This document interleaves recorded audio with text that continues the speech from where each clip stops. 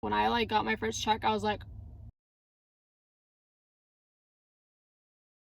yes, I'm getting coffee right now. I'm in the drive-thru. This video is going to be about my Ferrari interview, but it's also going to focus on tips and tricks for you guys to nail your job interview, whether that's a supercar company or an aftermarket company or anything related in the auto industry. Yeah, so hope you guys really get something out of this, or just enjoy my story too.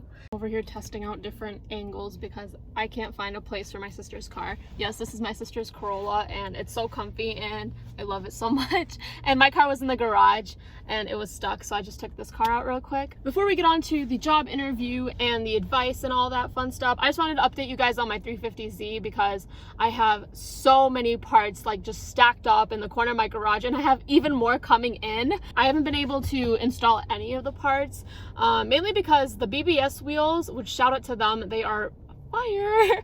I need to get tires for, and all the other parts I just haven't found time because of school. I started summer classes and they are so hefty. They're really hard. I'm like tipping towards my senior year of school, so things are getting pretty intense and I do gotta prioritize my school, which is so sad because every day I wake up and I just think about the car stuff I have in my garage and I just want to install it. It's really good. Hope you guys stay tuned for that because there's going to be a bunch of like modification and installation videos coming your way. Let's dive in. So this is the part 2 as far as how I got my job at Ferrari. So the first part of it was just the story and help you guys understand why I chose Ferrari and not any other supercar company, because it's easy to wake up and say, oh my gosh, I want to work for a supercar company. I don't know what, but I want to work for one. You really got to develop a story and a connection within one specifically so they can see that you're committed to their supercar company and not just I like things that go fast type of thing. You know what I'm saying? So it's like really important to have that sentimental aspect to things and not just a whole loads of experience and skills. So that was the first part. It's right here if you guys want to go watch it before this one. My part 2 people. After my Florida visit, of course, I was like, holy crap, what can I do to work at Ferrari? What can I do to give back to this company? You know, like my whole heart was spilt out to this company. I gotta find a way to put myself out there and help the company in like any way, shape, or form. There was a Ferrari car meet in Michigan and there was a bunch of exotics, not just Ferraris. I was just having a good time, you know, just looking at all the cars and everything, talking to a lot of people, and I came across one of the workers there, and that's when I started talking about my time in Florida, which basically exactly what I said in the part 1 video I said to him, and we were just having like conversations talking about like how I developed my appreciation for Ferrari and what I'm doing right now and what I even want to do. So I wasn't just like putting everything out there. You know, I wasn't like, oh my god, can I work here? Please can you give me a job here? Like, that's the most important key too. You want to approach them very professionally. Just be friendly and social, and don't just stand there like a robot like, yeah, just talk about your appreciation. It was a very friendly conversation, but it was also very professional as well. And as we continued to speak, I later found out that he was actually one of the managers there, and I was like, whoa. But that still didn't change my tone or like approach towards the whole situation. I just mentioned to him, as I also mentioned in the first video, that I just want to do something for this company. I want to put 110% of my effort. I want to do something for you guys in like any way, shape, or form. You know, they almost feel flattered. They were like, wow. Because again, as I mentioned in my previous video, you want to come off as if you want to do something for the company and not necessarily that the company is going to be employing you for a job. Does that make any sense? When they see how devoted you are to the company and more importantly how professional you come off and how social and interactive you are towards everyone around you, they're like, holy crap, like we need him or her on the team. So that's how I took my step forward. Oh yeah, I do want to point out, yes, I went through several interviews. It wasn't just a one sit down and they're like, yeah, okay. They want to see if you're genuine. They want to see if you're going to put your words into action, because at the end of the day, they are paying you as well. So then after the car meet, he gave me his business card and said, can you come back in a couple days? I'm going to interview you and bring your resume and everything. A couple days after, it was interview time. So of course I was very nervous, and they know that you're nervous, of course, you know, it's not their first interview or anything like that, and they're not trying to make you nervous, but it also depends on the person. So you guys might get someone that was just so intimidating and they were trying to be intimidating, and I kept reminding myself that.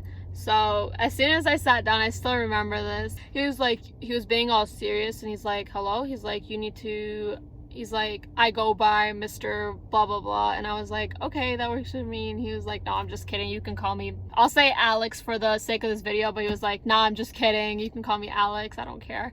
And then I was like, oh, okay. So obviously that helped me chill out for a sec because I was very nervous. So interview process may be different for you guys, but he skimmed through my resume, asked me about a couple things. It was like a 25-minute interview. It was the same person that I spoke to at the car meet, and he's like, I'll forward this to the owners and I'll email you what we can do next. So then I was like, okay, awesome, like, you know, have a nice evening, walk out, very professional, be very professional, wear professional clothes, don't just come in with some jeans and a shirt. I walked out, I felt so confident. I was like, I definitely nailed that interview. I had such a good time just talking to him. So yeah, but then a few weeks went by and I still didn't get no response, and I was kind of getting scared and I was losing hope, and I was like, I don't think they want me. They might not have room in their team. It could be anything, you know? After like finally got an email back, so we're gonna set you up with another interview. It's like the co-owner. I was like, that's awesome. And then they set me up with that interview. So the day of the interview, went to his office and I sat down, and he did ask me what my favorite Ferrari was, and we were talking about that. That's how the conversation started. That was helping me become more comfortable and less nervous, because I was talking to the co-owner and I was like, hi. So he also had a copy of my resume. This was my first time having a conversation with the co-owner, but this got one step closer to getting the job. So he wanted to get to know me more, and of course you probably heard things from the manager, but he wanted to hear it from me as well. After that interview, he moved me on to the owner, and so I had to interview with the owner, and he got more logistical questions out of me. So he's talking about pay, and he's talking about my education. That's one of the most important things too. Since I was only 17, 18, they were clearly asking me like, what are you gonna do next? You know, like, what's your plan for education? I did graduate high school a year early, so I was at a community college at the time, and I was just about to go to the University of Michigan. So I was letting them know, like, I do have only the summer, and I'm gonna be going to the University of Michigan and completing my bachelor's there. You know, at first I was kind of nervous. I was like, I hope they don't like want to hire me now, since they only know I'm going to be very temporary. Of course, don't lie. Like, if you need money either for gas to get to your job or food or anything, let them know, like, yeah, I don't have a second job. I do need a wage while I'm working here. But if that wasn't a problem for you guys, like, let them know too, like, little to nothing. That's totally fine with me. And don't be scared to let them know. Like, I let them know that I was working at a restaurant at the time. I was working at a restaurant. I do make money there, and so if I could make a little bit of money here or little to nothing, that's totally fine with me. It's not an issue at all. I do want to point out I also mentioned a couple of my connections. Obviously, if I go to a lot of car meets, I'm gonna meet a lot of people with supercars, and they're all somehow intertwined with each other. I became really close with a couple of them and went to a lot of trips with them for like car meets to like Barrett-Jackson. So I did use them as a reference. I did have to fill out a formal like employment application. Yeah, so most of my references I knew for at least a year, because that's also when I started getting my license and was able to go to car meets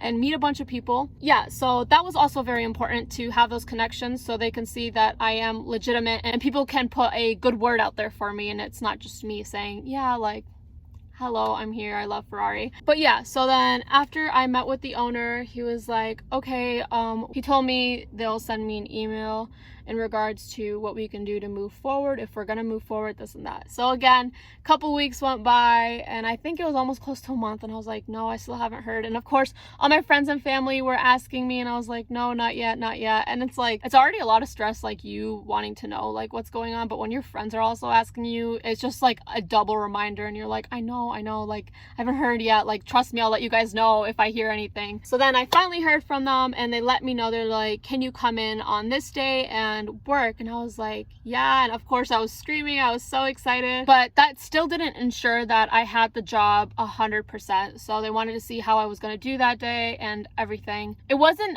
applying for a position. So from the very beginning, I let them know like that I can do anything for you guys. So through me working there, like, I would see the owner washing the dishes sometimes or sweeping up the building. I think that's also very important that I mention that. I was letting them know that I am fine with doing multiple things. I preferably want to be in the service section and helping a lot there, but literally anything is fine. At the end of that day, I went and just talked to the co-owner. He asked how my day was and what I liked, what I didn't like and everything. And I was being honest. He was like, so when can you work next? I'm like, tomorrow? I had full-time classes, but some of the classes, attendance wasn't required. So I would sometimes skip, but I would get all my homework done and make sure everything is a-okay with my classes and grades. Basically what you can get from this is I did basically create a position of my own and a schedule of my own. And like, humbly speaking, I do want to mention to you guys, like, pay like baffled me. When I like got my first check, I was like in shock. I was like, no way they're paying me this much. I'm not gonna like fully reveal everything, but it was like so much more than I expected. And then halfway through the summer, I did end up like quitting my restaurant job and started working more at Ferrari. As I mentioned before too, like I was more than excited to do anything they assign me. And I also always mentioned to them like to not hesitate to call me if they ever need anything or work someplace and stuff. And I did just that. So it wasn't just the service section. I worked in the front desk multiple times. We all worked at events as well. And you of course have to be very social, interactive, and friendly towards everyone walking in, whether it's a kid who of course doesn't have a Ferrari or the clients. And some events are just client-based, but it's just really important to be professional overall, but of course friendly and approachable, because the Ferrari clients or the people just visiting do want to talk to you guys. They want to see like, how do you like it? Like, or just talk about their own cars and everything. So that's definitely important. You probably wouldn't grasp this out of the video, but I do want to mention that it's also very important to show that you're willing to learn and you're able to adapt to anything. Because I of course didn't know everything under a hood of the car, like, and I didn't know all the names of the Ferraris and their engines and all their specifications. It's also very important to show that you're not just a Miss Know-It-All or Mr. Know-It-All. Like, you do know a lot, but you also don't know a lot, and that's also very important. Because my resume did have a lot of experience with like coding or robotics or working on my friends' cars, but it wasn't like 10 plus years of experience. So being like well-rounded overall, but also having that like devotion towards that company specifically will show them that like, hey, we really need him or her on this team. Hopefully that helps a lot, you guys, as far as like the interview and stuff, or you enjoyed it, give it a thumbs up. The series did not end yet, so of course I'm gonna be making a Dodge version of this. So I'm gonna continue the series with sponsorship. Really important for you car fanatics out there to not be blowing your money like that, because you guys need partnerships. You guys need to work with people. Don't forget to subscribe. I'm heading home now.